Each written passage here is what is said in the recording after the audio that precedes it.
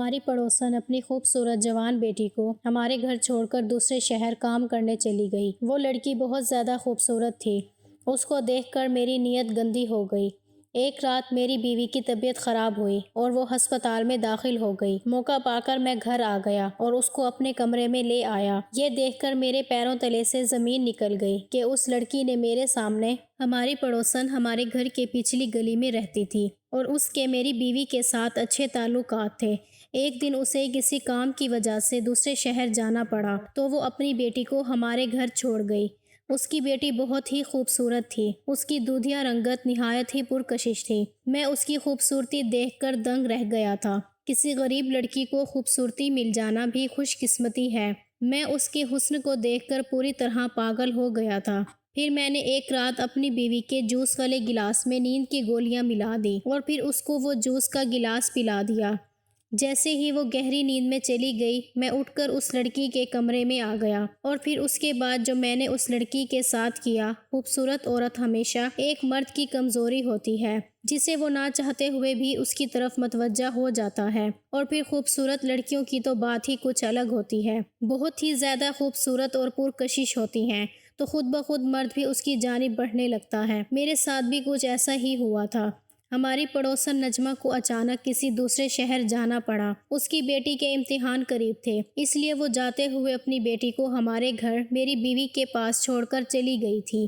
اس کی 16 سالہ بیٹی جس کا نام کنول تھا، اسے دیکھ کر میرے اندر ایک ہلچل سی مچ گئی تھی۔ میں جب بھی گھر آتا وہ میرے آگے پیچھے ہوتی، مجھے کبھی پانی دیتی اور کبھی میرے پاس بیٹھ کے باتیں کرتی۔ اس کی اس ادا نے مجھے بہت پریشان کر دیا تھا۔ بس پھر اس کی اس ادا نے مجھے اس کا دیوانہ ہی بنا دیا اور یہاں تک میں اسے حاصل کرنے کے منصوبے بنانے لگ گیا۔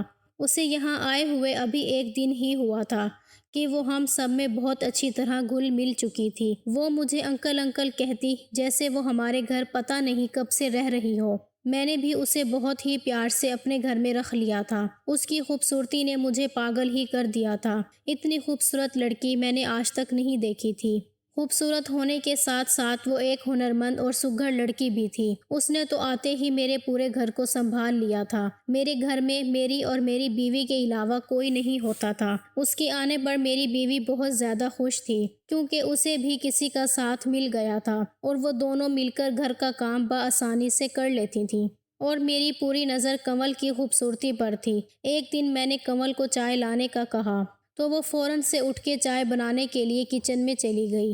اس وقت میری بیوی نے چھت پر واشنگ مشین لگائی ہوئی تھی اور میں نے اس موقع کا فائدہ اٹھا کر میں نے اس کو اپنے پاس بٹھا لیا اور پھر اس کی خوبصورتی کو ایسے تکنے لگا، مجھے پتہ ہی نہیں چلا۔ میں ایسا اس کی دیوانگی میں کھو گیا۔ وہ چونک کر مجھے ایسے دیکھنے لگی، پر میں نے ایسے اظہار کیا جیسے کوئی بات ہی نہ ہو۔ میں اسے اس کی پڑھائی کے متعلق سوال کرنے لگا۔ وہ پریشان سی تھی اور پریشان ہو کر مجھے جواب دینے لگی۔ وہ شاید مجھ سے جھجک رہی تھی۔ میں اس کی اس جھجک کو مٹانا ہی تو چاہتا تھا تاکہ میں آگے کی منزل کو طے کر سکوں۔ میں جانتا تھا کہ اگر میں نے ایک بار بھی کنول کی خوبصورتی کی تعریف کر دی تو وہ یقیناً بار بار یہ تعریف سننے کے لیے خواہش مند رہے گی۔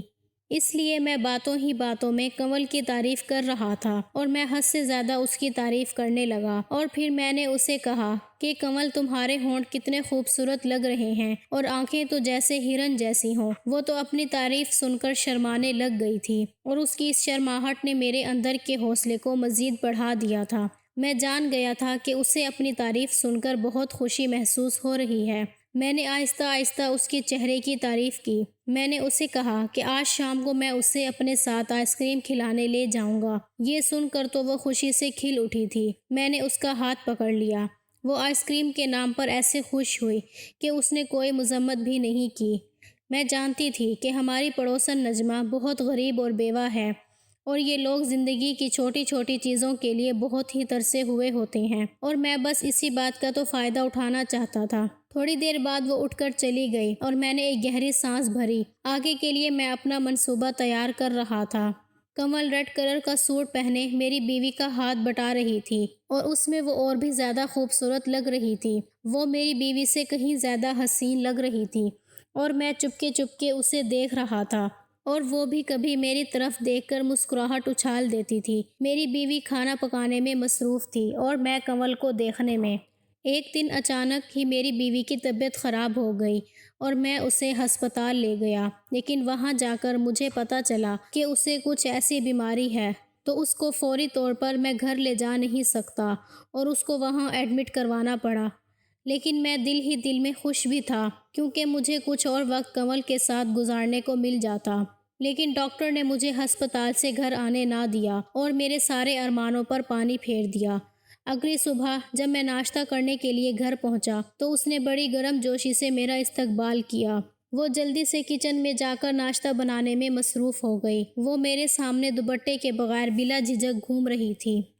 اس کے کپڑے جسم پر اس قدر فٹ تھے کہ سب کچھ واضح نظر آ رہا تھا۔ وہ بار بار میرے قریب آتی اور میں اپنے ہوش کھونے لگتا جیسے میں اس کے حصار میں آ چکا۔ اچانک ہی وہ مجھ سے ایک ادا سے پوچھنے لگی کہ کیا میں خالہ کی الماری کھول کر دیکھ سکتی ہوں؟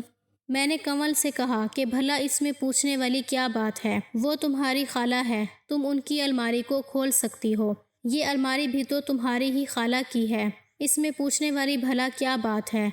پھر وہ ایک ادا سے کہنے لگی، پھر مجھے الماری کی چابی دیں۔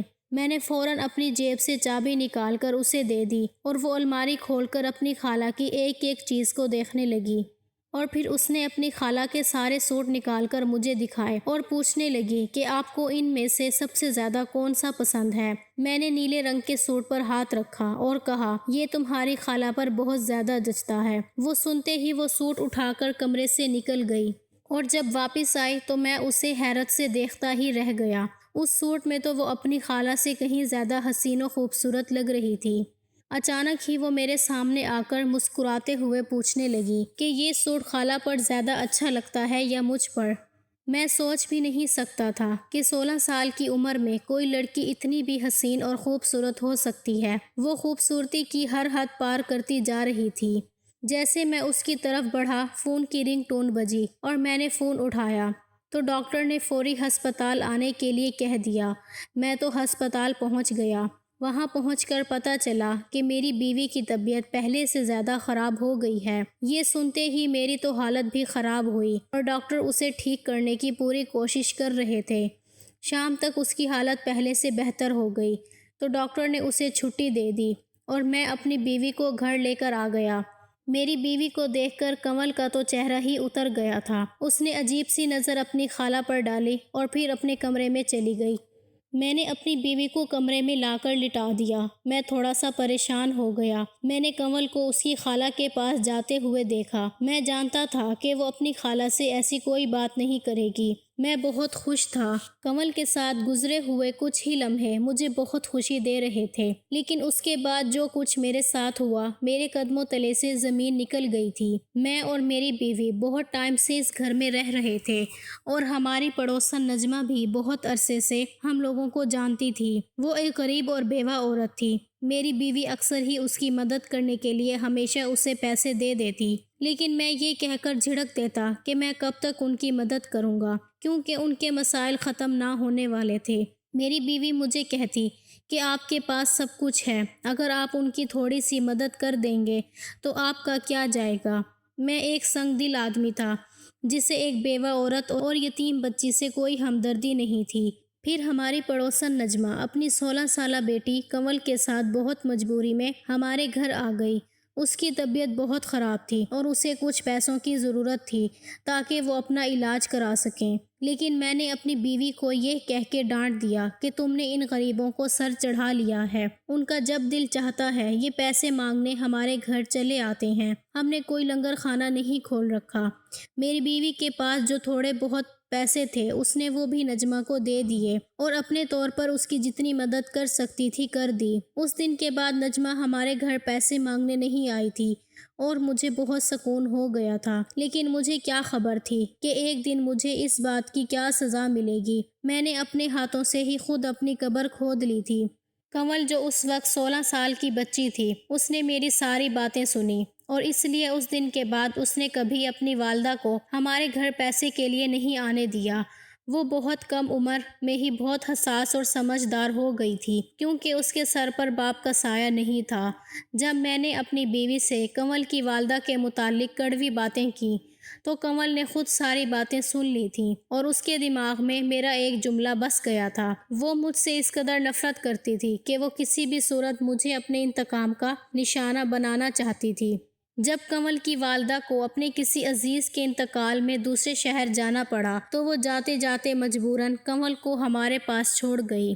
میری شکل دیکھتے ہی کنول کو 2 سال پرانا قصہ پوری طرح یاد آ گیا، اور جب میں نے اسے اپنے پاس بلا کر بٹھایا تو اسے محسوس ہو گیا کہ میری نیت اور نظر دونوں ہی ٹھیک نہیں، لیکن کنول مجھے روکنے کی بجائے مجھے اپنی طرف متوجہ کر رہی تھی تاکہ میں اپنی ہر حد سے گزر جاؤں۔ وہ بہت اچھے سے میری گندی نیت کو جان گئی تھی اور اسی بات کا فائدہ اٹھاتے ہوئے اس نے خود کو میرے سامنے پیش کر دیا۔ رات ہوتے ہی میں نے اپنی بیوی کے جوس میں نیند کی دوا ملا دی کیونکہ میں نے پوری رات کنول کے ساتھ گزارنی تھی۔ تھوڑی دیر بعد میری بیوی کو گہری نیند آ گئی اور میں کنول کے کمرے میں چلا گیا۔ مجھے دیکھ کر اس کے چہرے پر مسکراہٹ پھیل گئی اور جیسے میں اس کے قریب گیا تو وہ 2 قدم پیچھے ہٹ گئی۔ میں اپنی ہر حد سے گزرنے لگا اور وہ آگے سے مذمت کرنے لگی اور مذمت کرنے کے لیے ہاتھ پاؤں چلانے لگی، اور جیسے ہی وہ مجھ سے آزاد ہونے کی کوشش کر رہی تھی لیکن میں نے اس کو حاصل کر لیا۔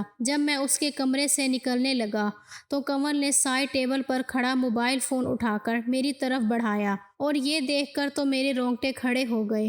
اس میں تو میری پوری ویڈیو بن چکی تھی جس میں ایسا لگ رہا تھا جیسے میں نے اس کے ساتھ کوئی زبردستی کی ہو۔ کنول جس انداز سے دھکے مار رہی تھی ایسا لگ رہا تھا جیسے وہ خود کو مجھ سے چھڑانے کی ناکام کوشش کر رہی ہے۔ میں نے حیرت سے کنول کو دیکھا تو مسکرا کر کہنے لگی کہ یہ ویڈیو اس موبائل میں ہی نہیں بلکہ اس کی والدہ کے موبائل میں بھی پہنچ چکی ہے، اور اگر اب میں اپنی بیوی کے سامنے اپنا بھرم قائم رکھنا چاہتا ہوں تو خود ہی ان کی مدد کروں گا۔ کنول بڑی نفرت سے کہہ رہی تھی کہ ایک یتیم بچی کی مدد کرنے میں تو تمہاری جان نکل رہی تھی اور اسی یتیم بچی کو تم حاصل کرنا چاہتے تھے۔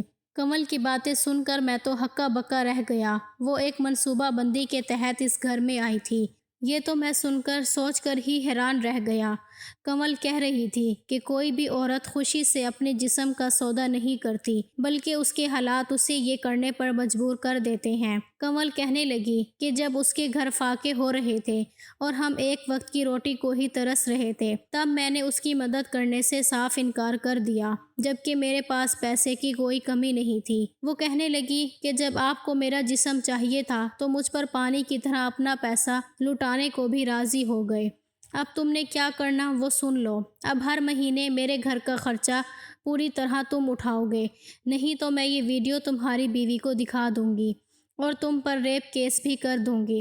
کنول کی بات سن کر میری تو جان ہی نکل گئی کیونکہ میں سوچ بھی نہیں سکتا تھا کہ یہ بات کبھی میری بیوی کو پتہ چلے۔ میں نے کنول کو کہہ دیا کہ میں ہر مہینے اس کی پوری طرح مدد کروں گا، لیکن کنول نے ایک شرط اور بھی رکھ دی جس نے تو میرا دماغ پوری طرح سن ہی کر دیا تھا۔ وہ کہہ رہی تھی کہ وہ میرا دوسرا فلیٹ اس کے نام کرنا ہوگا۔ میرے قدموں تلے سے زمین نکل گئی اور میں لڑکھڑاتے ہوئے قدموں کے ساتھ اپنے کمرے میں چلا آیا۔